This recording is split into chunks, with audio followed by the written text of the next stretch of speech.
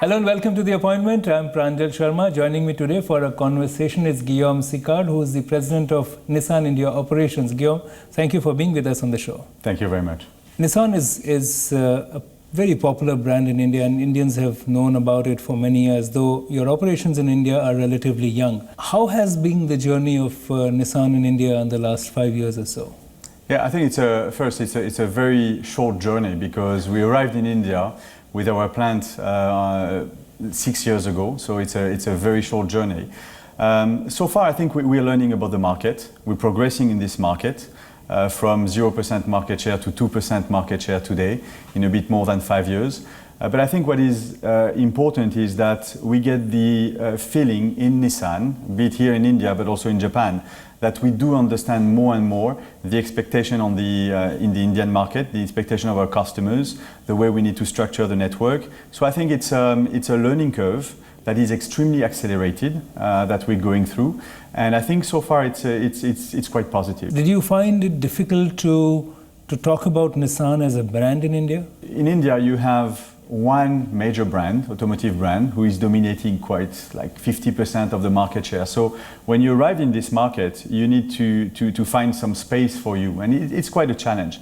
Even though Nissan resonates for some people, and I'm talking about global people that are traveling to the US, Middle East, okay, Nissan does mean something, but for all the other people, actually, Nissan didn't mean so much. So we had to work a lot on the awareness, and this is what we have worked on over the last 5 years, actually, making sure that when people think of buying a new car, they think about Nissan. They probably don't know exactly what we sell, they probably don't know exactly the cars and the specs and the price, but what we want to make sure is, oh, okay, I've heard about this brand, it's Japanese, it's reliable, it's good quality, I'm going to go and have a look.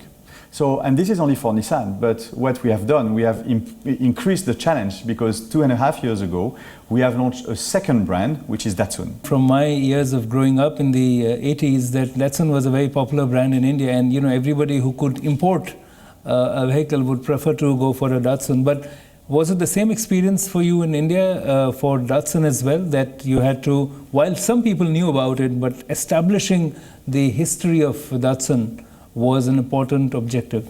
No, very few people knew Datsun. And if you do a survey today, you have about 1 person out of 10 in the market to buy a car that knows about Datsun. So it's still extremely minimal.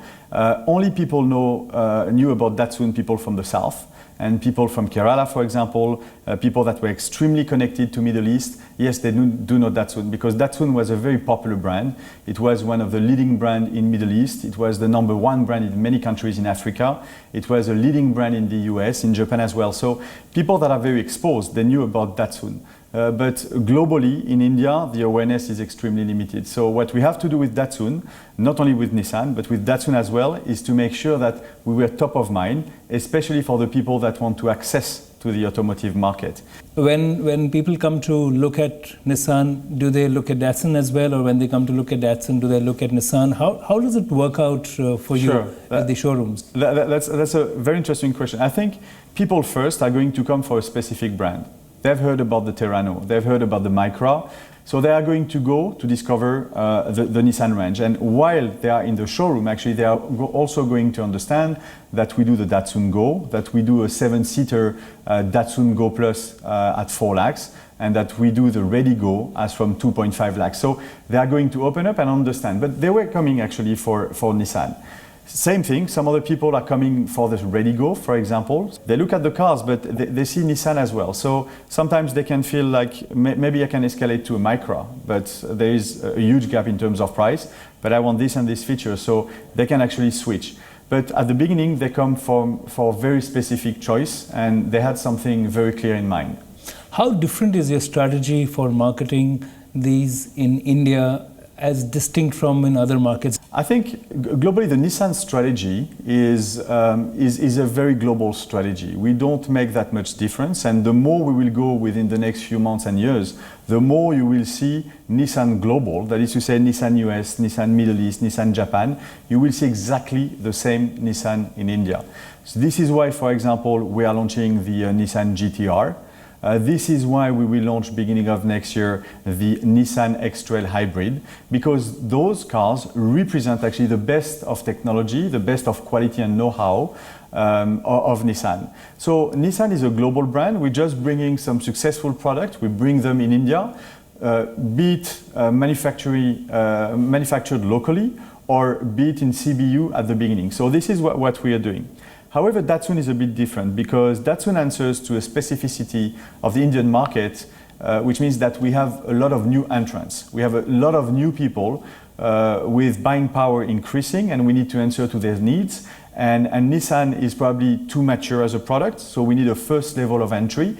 And this is where actually we're proposing Datsun. Datsun is very good in terms of quality, in terms of technology, in terms of fuel efficiency, because this is very important, in terms of space, and in terms of ground clearance. So this is what the risers and the newcomers to the market want. And with Datsun, we do answer to those specificities and those expectations from this specific market. And this is when you have one more brand coming into your group, which is Mitsubishi. So that's going to make life even more interesting for you. Well, I mean, if you go that route today, before talking about Mitsubishi, we have Renault, which is part of the family, yes, as you know. So we co-work with Renault in many countries. Actually, globally, there's a lot of alliances that we have throughout the world. And first, before talking about Mitsubishi, our implementation in India is as a family, is with Renault. So we share the plant, we share some research and development capacity, but obviously the sales and marketing is completely independent. We have our own identity, our own sales and marketing. So this is the partnership with Renault, or what we call the alliance with Renault. And it's true that we're entering into a new phase, and I would say a new chapter, if not a new book of our history, with the alliance that we are making with Mitsubishi now. It has been announced a few days ago, and we are going to work exactly like we're working with Renault. We are going to see with Mitsubishi on each and every country what kind of partnership we can have to make our brands and our companies stronger. We'll take a short break here, Guillaume, but my conversation with Guillaume Sicard, who heads Nissan India Operations, would continue, and I'm going to discuss the fact that they have invested in manufacturing in India. Guillaume, we've talked about 4 brands already. There's Nissan, of course, there's Datsun, there's Renault, which is an alliance partner, as well as Mitsubishi. But tell us about the manufacturing, which is a very big investment for any global company to make in India, especially automobile. You are manufacturing these cars for India. What has been the experience? Well, we have started the manufacturing of our cars a bit more than 5 years ago, almost 6 years ago now. We have invested so far 6,100 crores over the last 5 years. We have a capacity of 480,000 cars per year, which ranks us into the top 5 biggest auto manufacturing plant in India. So it's a very big setup. The plant this year is going to be about at 75 to 80% maximum capacity, which is in line with the industry in India. The industry is at about 75 to 80%, so we're in line. With extremely good quality. I think the first point, because we can talk about big figures, but I think the most important point is the quality of the product that are going out of our Chennai plant. We don't have only Indian customers, we have actually international customers, because all our cars are being exported to 106 countries.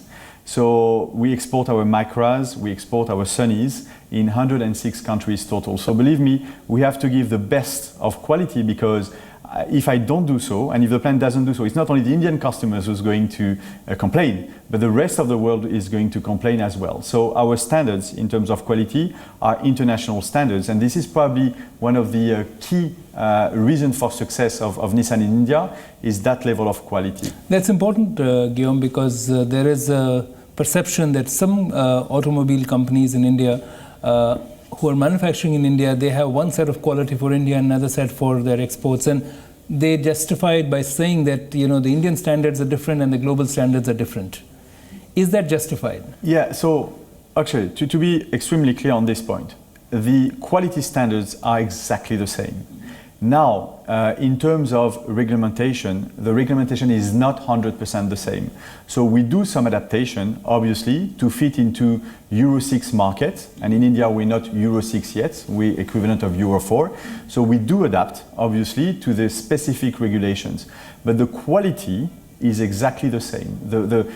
All the cars are built on the same line, with the same person, with the same material, so it's exactly the same thing. But and issues like passenger safety and emission, there is a difference between different countries. But yes, there is a difference, yeah. Do auto companies, and I'm not just talking about you, do auto companies, should they go for the best practice or should they look at only that market? I think what we do, and I'm talking about Nissan, what we do is we do answer to all the Indian regulations when we manufacture in India for the Indian market. And I think this is what most of manufacturers are doing. Obviously, we are working to upgrade, being in line with the requirements of the legislator, of the norms that are requested by the Indian government. So we do work in that direction. We have the technology, because today actually we do, for example, talking about Euro 6, we do manufacture cars that are Euro 6, but we have to be aware that doing a car that is Euro 6 versus a Euro 4 car is an increase of about 15% of the manufacturing cost of the car. So what we are doing, we are adapting step by step to make sure that we increase the level of I would say, regulation of the car, keeping the price as down as possible. So this is what all the OEMs are doing, all the manufacturers are doing. Do you think that you mentioned emission norms are at global standards? You also have plans for hybrid vehicles in India. My question to you is that do you see hybrid and electric vehicles becoming mass market products in a country like India? Even, let's say, the entry-level car that you're talking about for the risers, for those who are transitioning from a two-wheeler to a four-wheeler, how long will it take for that to become a popular product? So I think we need a lot of time to discuss on this point, honestly. It's a subject by itself. I think, yes, this is the future. Electric mobility, what we call zero-emission mobility, is the future of mobility. This is for sure. When is it going to arrive on the planet, and when is it going to arrive generally on the planet? And in India, it's not very short term. Why?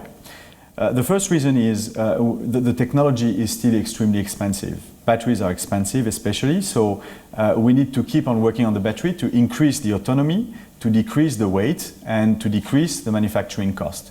Year after year, actually, those parameters are improving, but we're not at the level today where we can match exactly a thermic engine. We're not there yet, but progress are being made. The second point that is very important, you can have an electric car, but what is the electric car means that you don't want to produce any emission, but you have to check where your electricity is coming from. So if you live in a country where your electricity is coming from coal, which is mainly the case in India, actually you're just moving the issue. That is to say, your car is going to be clean, but to have this electricity, you're going to generate a lot of pollution. So it's the whole ecosystem that you need to work on. And this is what the government is doing today, promoting renewable energy, solar energy especially, to make sure that first we produce clean energy, decreasing coal as much as we can. And this is why I'm extremely proud that India has signed the COP21, because actually we are engaging into that direction to produce clean energy. And once we start to produce clean energy, then after the link with car would be actually very natural and extremely efficient. In that time, we need to keep on improving the technology. We have the technology, but we need to make it more affordable. And at the same time, we need to develop the infrastructure. Because obviously, electric car works. If you have the right infrastructure, you need to have charging station.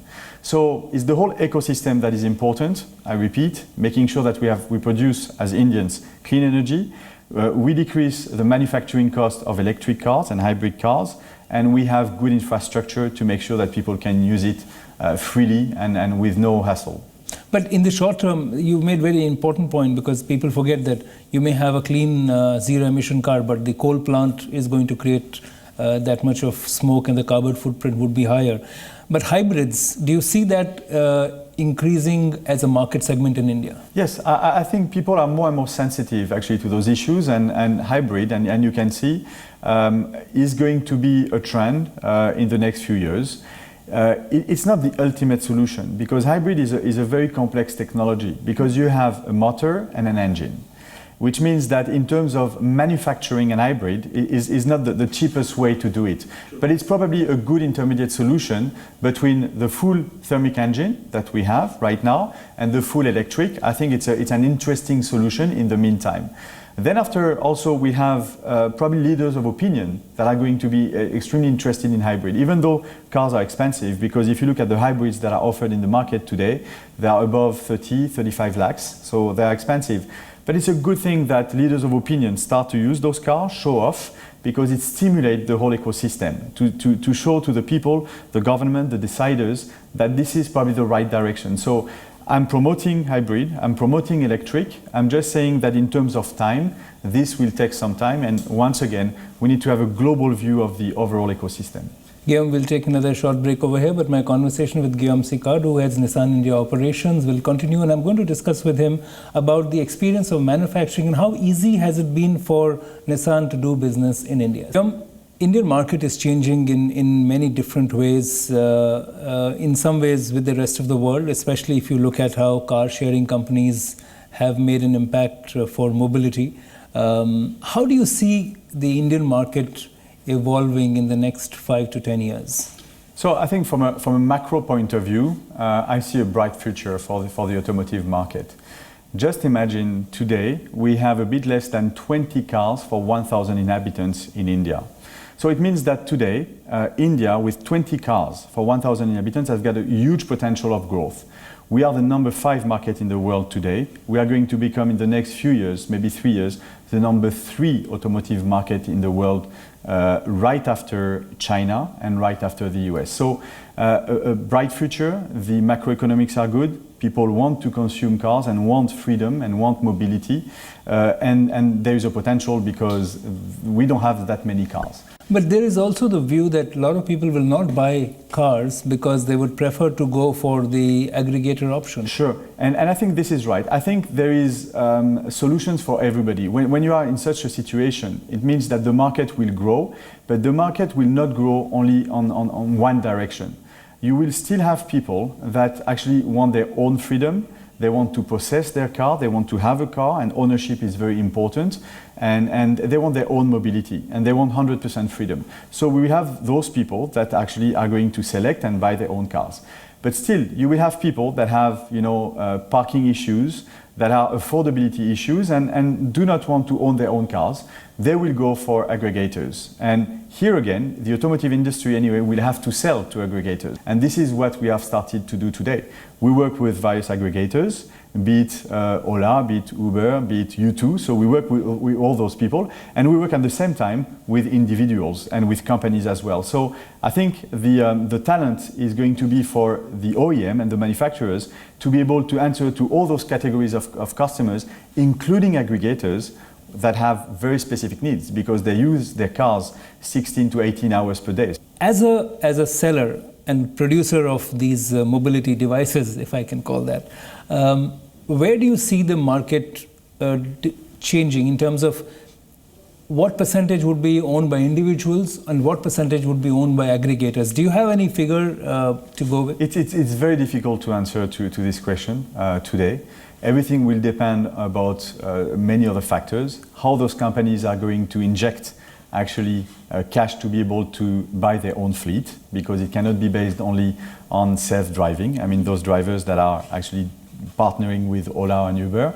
So it depends on this. It depends on the infrastructure, because if we manage to develop and the cities manage to develop the infrastructure, actually people are going to say, okay, I can own my own car because I have clear infrastructure and I can park and I can drive easily. So everything will depend. But for sure, the weight of aggregators will keep on increasing within the next few years. All countries are looking at this. All countries have got relationship with those aggregators.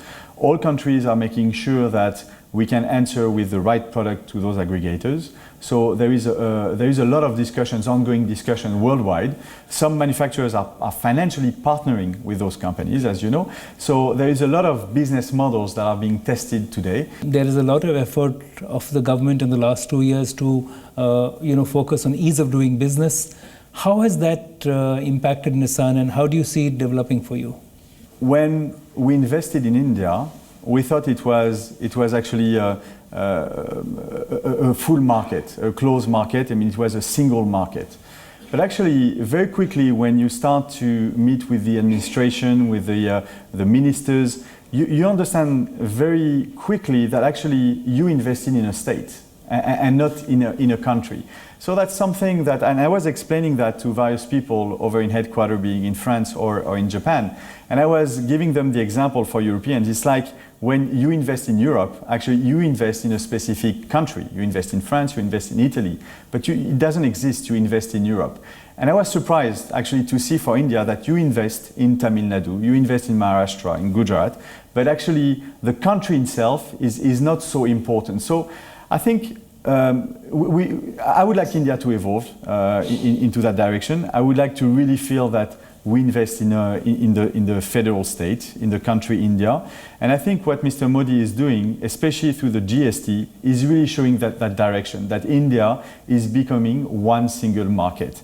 And for the ease of doing business, the ease of understanding, especially for the foreigners, who don't have that culture, that multi-culture of so many states, so many languages, different legislation, regulations everywhere. I think it will definitely ease the understanding, the reading of what's going on in India, and definitely will ease the business. And GST, once again, is probably the main key and the ignition of this new India and this new single India to promote business. Final thought and question to you, Guillaume. You said 2% of the market share in India today. Where would you like your group in Nissan India with your three brands? I'm not including Renault in this, but Datsun, Nissan and Mitsubishi to be in the next 10 years. Sure. I'm going to talk only about Nissan and Datsun, Nissan Corporation. I think the first step is to achieve 5% by 2020. And I think when I see the understanding that we have of the market, when I see the success of our Ready Go, when I see that today the second fastest growing brand in India, I think it's very much possible to start from 2% today and grow to 5% by 2020. To achieve that, we'll work on various things. The first thing is launch of new products. We love new products and we love newness in India, and we will deliver for our customers, be it on the Nissan front, on the Datsun front, in the next few years up to 2020 with a full new set of products. And we also are going to grow our network because India is a huge country and we need to make sure that we have network that is everywhere in the country and of a good quality. So we will develop those two aspects to make sure that we can first achieve our 5% market share in India by 2020. And then after, the dream is always the same figure, is the 10%, 2 digits. Possibility of creating brands and products only for India? When we work on Datsun, we have a lot India in mind with some other emerging countries and fast developing countries. So there is a lot of things that I would say the Indian mindness is in our brain, probably 80% when we are developing the future of Datsun. Once again, Datsun is going to be extremely local, made for us, and Nissan will stay completely global, international success brought in India. Thank you so much, Guillaume, for talking to us, and our best wishes to you. Thank you very much.